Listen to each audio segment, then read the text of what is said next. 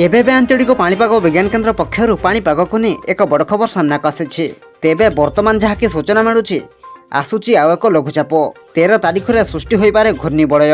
यही सब जिले में प्रबल वर्षा नहीं अलर्ट जारी कला पाणीपाग विभाग। आसंता 14 तारिख राज्य में लघुचाप वर्षा हो पारे। 13 तारिख में एक घूर्णिबलय सृष्टि होब परे यह लघुचापर रूप नेब। यार प्रभाव में 17 तारिख जाए प्रबल वर्षा लगी रहिबो। वरिष्ठ पाणीपाग विशेषज्ञ प्रोफेसर डॉक्टर सुरेंद्रनाथ पशुपाळक यही पूर्वानुमान करिसेंती।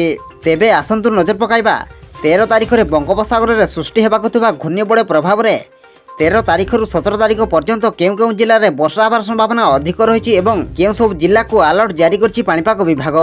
से नहीं वीडियो रे संपूर्ण अपडेट जानिबा, किंतु ता पूर्व वीडियो को गोटे लाइक करंतु एवं वीडियोटी को आपण मानक सांगसाथी मानक अधिक रु अधिक मात्रा शेयर करंतु। जदि आम चैनल रे आपण प्रथम थर वीडियो देखुछंती ताहले एबे ही चैनल को सब्सक्राइब करी पाखरे थिबा बेल आइकन को प्रेस करी ऑल नोटिफिकेशन को ऑन कर रखंतु।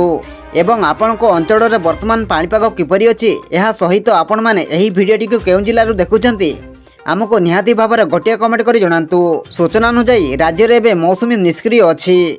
आसंता 13 तारिख में ओडिशा संलग्न उत्तर पश्चिम बंगोपसागर बा यार दक्षिण में घूर्णिबलय सृष्टि हो पारे। परवर्ती 24 घंटा रु 48 घंटा मध्य यह लघुचापर रूप नेब और यह वर्षा कराइबो। केंद्रीय ओडिशा और दक्षिण उपकूल में मध्यम परिमाणर वर्षा हो पारे। पश्चिम ओडिशा रे प्रबल वर्षा हेबो। दक्षिण ओडिशा रे प्रबल वर्षा आशंका अच्छी। बंगोपसागरीय लघुचाप बा मौसुमी ट्रफ ठीक स्थान में स्थानित हेले राज्य में भल वर्षा होता है, किंतु वर्तमान मौसुमी ट्रफ उत्तराभिमुखी होइछि। एबे हिमालय अंचल में वर्षा होउछि। 14 तारिख भितर बंगोपसागर में लघुचाप सृष्टिर संभावना नहीं। आसंता 10 दिन जाए केवल परिचालन जनित स्वल्प वर्षा हो पारे।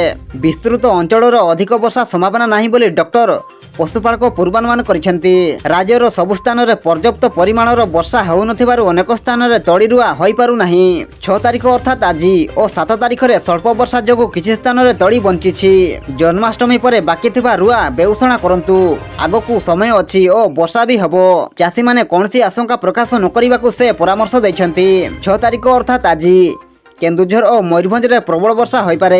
आभ्यंतरण ओडिशा और दक्षिण ओडिशा रे स्वल्प वर्षा संभावना अच्छी।